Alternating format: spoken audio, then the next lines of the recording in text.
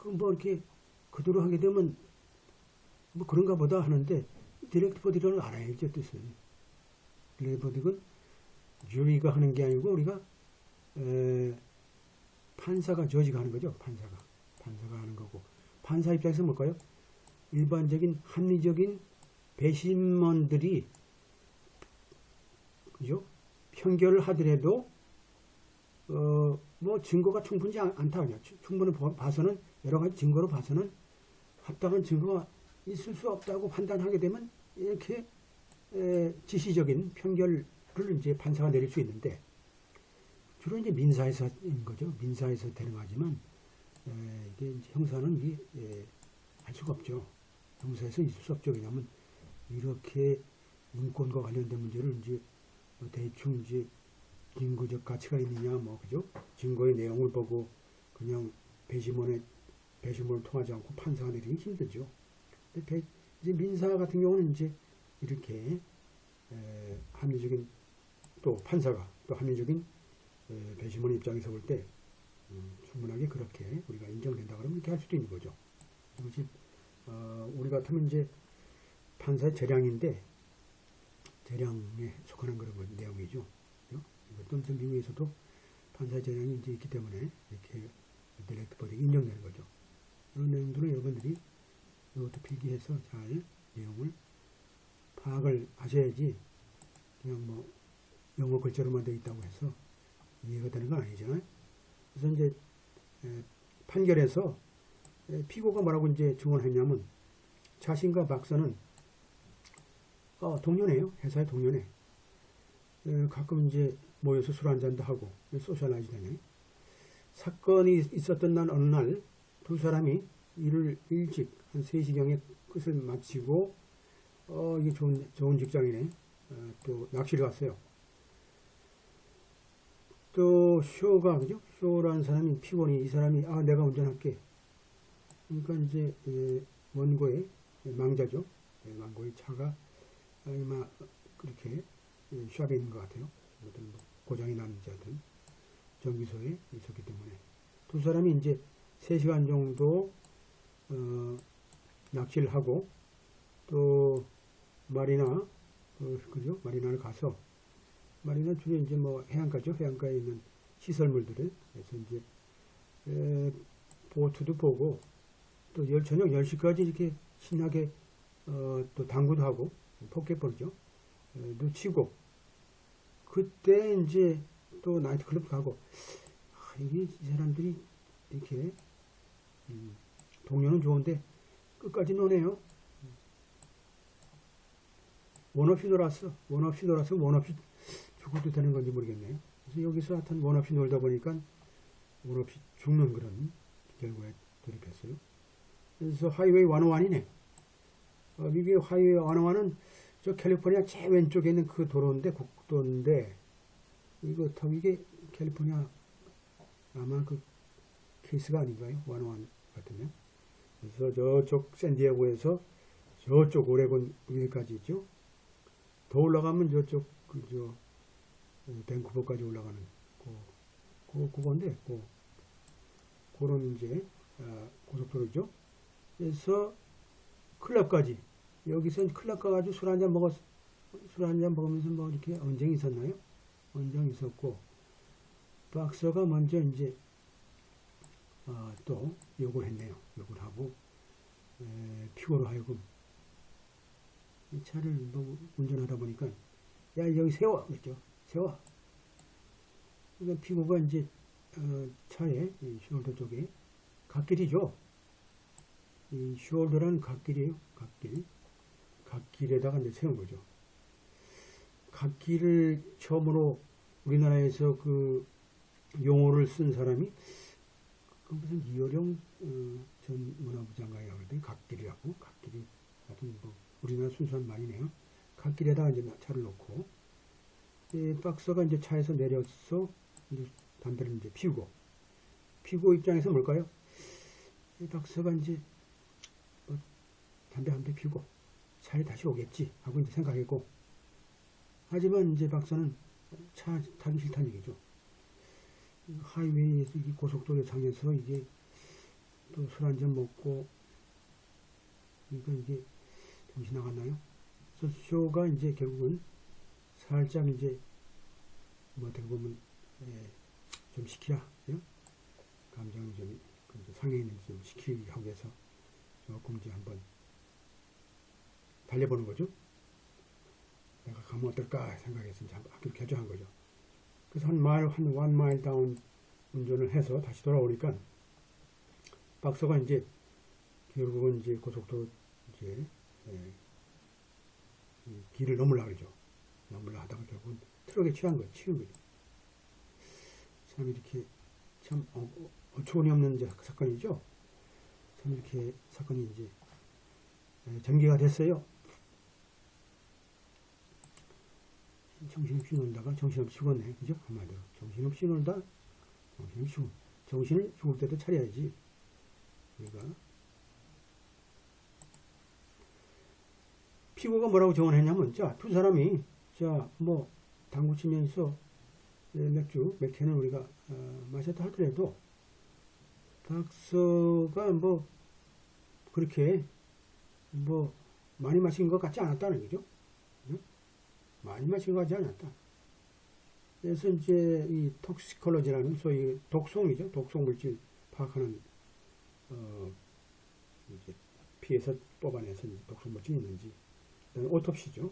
이제 오톱시 보고를 보니까 박서의 그 원고 망자의 그 알코올 레벨 자체가 그렇게 많이 올라간 거 아니에요. 법적인 이제 한계치 이하로 되어 있네. 그러니까 술이 완전히 완치된 상태는 아니고 여기에 다툼이 없다니 말대로. 사건이 10시 반쯤 발생됐다라는 건 다툼이 없고 안개비가 내리는 그런 어둠이 있었고 안개비 이게 상당히 그 감정을 좀 느끼는 거네요. 미스팅 레인. 또 하위에는 또 불빛도 없었고 우연치 않게 박스는 결국은 어떻게 돼요? 검은 옷을 입고 있었고. 하여튼 여기까지는 무슨 시와 비슷한 그런 문구네요. 그래서 이제 수사관에 의한 증언에 의하면 하이웨이 그 갓길이라는 것은 굉장히 길다, 굉장히 넓게 돼 있다, 넓게 돼 있고 또 충분하게 보행자가 거기 걸어서 다닐 만큼 충분한 그 스페이스도 있다라고 이제 한 거죠. 굉장히 그렇죠. 대부분 다 이제 캘리포니아 쪽에 원어원 같은 경우는 이제 갓길 자체가 큰 경우도 많으니까 여기서 이제 쉬기도 하고 그렇죠. 어처구니 없는 죽음이네요. 이것도 우리가 잘 봐야 돼요. 그래서 어느 어필에서 피고의 손을 들어준 사건에서 우리가 항소심이죠. 고등법원 입장에서 원고가 뭐라고 주장하냐면, 자, 피고가 잘못했다. 원심법원 자체가 잘못했다. 쇼에 대해서 그 의무에 대해서 의무라는 거죠. 내가 의무가 있느냐 없느냐라는 그 사건의 그 문제에 대해서 피고에 대한 원심 법원의 판사가 내린 편결 자체에 문제가 있다. 여러분들 요 사건을 이렇게 요거만 잘라가지고 여러분들 번역하라 하게 되면 또 헤매는 사람도 있을 거예요. 이게 뭐 다 알 수 모르는 말은 없는데 이게 어떻게 정확하게 해석을 해야 되느냐 그러면 그죠? 뭐 보면 다 알아요 여러분들. 알지만 또 혼자 보면 또 모르죠. 이렇게 시험 볼 때 이런 사람들이 많죠. 또 뭐라고 주장하냐? 자, 여기서 볼 때 우리가 판례를 볼 때도 요 컨텐트라는 거죠. 컨텐트, 아규 이런 것도 이제 여러분들 에세이 쓸 때 많이 봐야 되겠죠. 에세이 쓸 때도 여러분들 여기 판례에 나왔던 내용들을 그대로 우리가 잘 읽고 용어를 그대로 차용하게 되면 여러분의 아주 멋진 에세이가 될 수 있어요. 원고 입장은 뭐라 주장하면 증거를 제시했다. 박사가 당시에 무력한 사람이었다. 라는 증거를 제시했다고 얘기하고, 쇼 입장은 박사를 두 사람이 벌써 이제 낚시를 해서 끝나고 낚시를 같이 두 사람이 간 이후에 당연하게 박사를 한마디로 자신이 책임졌으면 더 악화되지 않는 위치로 남겨둬야 될 책임이 있었다 라고 이제 주장한 거죠. 이미 네가 책임지면 그까지 책임져야지 왜 중간에 내리도록 해가지고 싸움은 언쟁이 있었으니까 내려가지고 어떻게 좀 빌더라도 네가 좀 태워가지고 와야지. 그걸 가만히 그냥 놔둬가지고 담배 피우면 바로 가서 빌든지 해가지고 좀 태워서 집에까지 모시면 이런 일이 없었냐 그런 거죠. 그래서 이제 법원 입장에서 뭘까요? 뭘 결정해야 되냐? 자, 원심법원 제가 뭘 잘못했냐? 뭐라고 이제 판결을 내는 게 잘못했냐라는 걸 우리가 결정해야 되죠. 자, 피고 자체가 박사에 대해서 책임이 그죠? 주의 의무 책임이 없느냐라고 하는 거죠. 왜냐하면 박사 자체가 한마디로 무력한 사람이 아니었고 저 자체가 그 자신 그죠? 이 사람을 책임지지 않았기 때문에 그죠? 않았기 때문에 결국은 주의 의무도 없다라고 인정하는 잘못이 있느냐는 걸 먼저 결정해야 되는 거예요. 원심법원에서 일단 잘못이 없다고 본 거기 때문에. 그러니까 이제 원심법원의 판사가 내린 이러한 지시적인 편결을 허락한 그런 결정에 대해서 우리가 심리하면서 모든 증거,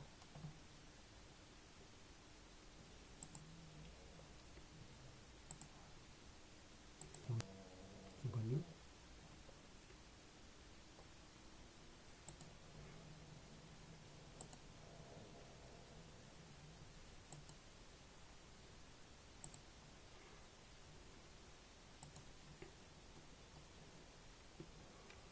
모든 증거와 모든 그 추론이죠. 추론은 자 이제 이것도 룰이죠. 여러분들이 이 판례를 읽을 때 이런 것들을 이제 찾아야 되고요. 이러한 증거와 모든 가능한 추론들은 거기서 보는 추론들은 어떤 입장에서 편결이 내려진 상대방의 유리한 입장에서 판단돼야 된다. 고등법원 입장에서 앨리스 그죠? 1995년도 프랭클린 슈프림 코트 케이스죠. 이것도 룰이죠. 이러한 과실소송에서 의무가 없다 하게 되면 피고 자체는 당연하게 그죠? 의무가 없다면 당연하게 그죠? 이 편결을 내릴 수밖에 없는 거죠. 판사가 볼 때는 충분히 보더라도 충분하게 상대방 입장에서 볼 때 우리가 그런 증거와 추론을 우리가 살펴보더라도 일반적인 합리적인 배심원 자체도 볼 때도 뭐 그것이 충분하다라고 한다 그러면 결국은 판사 입장에서 볼 때도 충분하게 그 건에 대해서 편결을 내릴 수 있는 그런 재량이 있는 거죠. 할 수 있다. 그래서 이제 그 밑에 내용을 봐야 되겠죠. 적용 문제죠. 자, 그렇다 그러면 affirmative legal duty가 있네요. 자, 이러한 affirmative legal duty라는 것은 언제만 존재하냐? 이러한 추가적인 법적 의무죠. 추가적인 확정적 추가 법적 의무라는 것은 법률에 의해서 혹은 계약에 의해서 관계에 의해서 주로 친인척 관계라든지 그죠? 인척 관계죠. 이런 또 지위라든지 또 부동산 권리라든지 그죠? 권리라든지 다른 어떤 특별한 상황에 따라서 우리가 그러한 확정적 그죠? 추가 법적 의무라는 게 존재할 수 있다는 얘기죠. 뭐 여러분들이 한 예를 들어서 계약상에 내가 이제 계약을 받고 어떤 특정 사람을 보호할 의무가 있다 그러면 그 사람에 대한 보호는 뭘까요? 그런 법률에 따라서 그 사람을 보호할 의무가 있죠. 그 사람이 우물 속에 뛰어들게 되면 뛰지 못하도록 해야든지 바위에서 떨어내리려고 그러면 뭘까요? 못하도록 막는 게 그 사람의 그죠? 주의 의무죠. 다 해야 되겠죠. 법률상이니까. 자, 그 다음에 맹자께서 말씀하신 뭐 예를 들어서 3살짜리 아이가 우물가에 가려할 때 누구든지 측은지심이 생기는 거죠. 이렇게 못 가도록 해야 되겠죠. 법률상 뭐 이런 건 인지상정이지만 기본적으로 아이 뭐 2살짜리 3살짜리 아이가 뛰어놀다가 엄마가 있는데 뭐 풀장에 뛰어내리려고 할 때 올까요? 부모 입장에서는 당연하게 이렇게 막아야 되고 보호할 게 부모의 입장이죠. 부모라는 게 릴레이션십에 관련된 아까 얘기했던 컨트롤에 대한 또 법률상의 또 의무도 있죠. 이런 것들이 다 이제 다 규정된 추가적인 법적 의무에 해당되죠. 하지만 이제 일단 보통법상에 일단 보통 판례죠. 판례의 한 내용은 의무가 부과되지 않는다. 일반적으로 의무의 부과는 없어요. 행위자, 그죠? 행위에 대한 사람에 대한 의무는 없다. 어떤 경우에 그 행위 자체가 자동적, 그죠? 자발적으로 한 경우.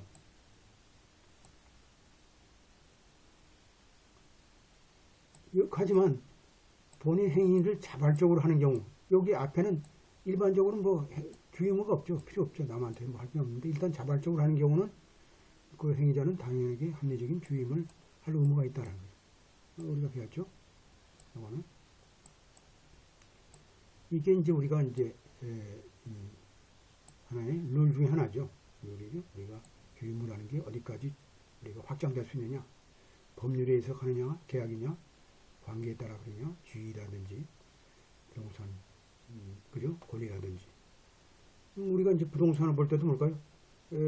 빌딩을 관리하는 사람이 빌딩이 넘어지려고 그러면 어떻게 뭐 막아야죠. 뭐 돈을 들여서라도 막아야지. 넘어지게 되면 뭐 다른 데 다 파괴되게 되면 본인이 책임져야 되지. 프로퍼티 인트레스트 바로 그거죠. 이런 사항들이 결국은 법적으로 그냥 우리가 정해진 주의다. 의무다. 44조에 보게 되면 자, 그러한 주임의 의무가 없다 하더라도 행위자가 자, 합리적으로 볼 때 어떤 위험에 봉착하거나 또 난감한 사람이죠. 한마디로 그런 도움이 없으면 안 되는 사람이라고 우리 합리적으로 우리가 보이는 그런 사람을 일단 책임지게 되면 그리고 여기서 보게 되면 본인이 또 실제로 보호할 그런 능력이 없는 사람, 이런 사람들은 다른 사람이 그죠? 요건 행위자의 어떤 책임하에 있을 경우는 그런 합리적인 주임을 할 의무가 있다는 거죠. 합리적인 의무가 있다. 앞에서 배웠어요. 이런 것들이 이제 민법상 같은 민법상의 이제 주의무죠. 주의무에 속한다. 이런 이제 리스테이트먼트한 우리가 이제 아까 얘기했던 그런 42조, 44조 관련된 거죠. 자, 이렇게 술을 마신 사람, 고주망태된 술을 마신 사람이 결국은 헬프리스라고 보는 거죠. 한마디로 남의 도움이 없으면 안 되는 사람이죠. 헬프리스한 사람이다. 그래서 여기 보게 되면 커멘트가 나와 있어요. 커멘트에 G가 이렇게 나와 있죠. 자, 이런 다툼이 없는 그런 증거가 있어요. 이 사건에서. 박서 자체는 결론적으로 어떻게 보면 뭘까요? 남의 도움이 없으면 안 되는 사람이 아니다. 아니다. 어떤 사실, 박서 자체의 자동차가 지금 수리를 받고 있다라는 사실, 그런 사실 자체는 뭐가요? 이 사람 자체가 헬플리스한 상태가 아니라는 얘기죠. 또 그 사람의 그 혈중 농도를 보게 되면 또 법적인 그 한계를 이하고 또 가족으로부터의 어떤 증언에 의하면 박서 자체는 당시에 정말 이혼 상태이죠. 본인이 얘기한 이런 지겨운 이혼 상태에 있었고 굉장히 그 결혼이 깨진 거에 대해서 굉장히 본인 자체가 굉장히 어떻게 됐어요? 참 하여튼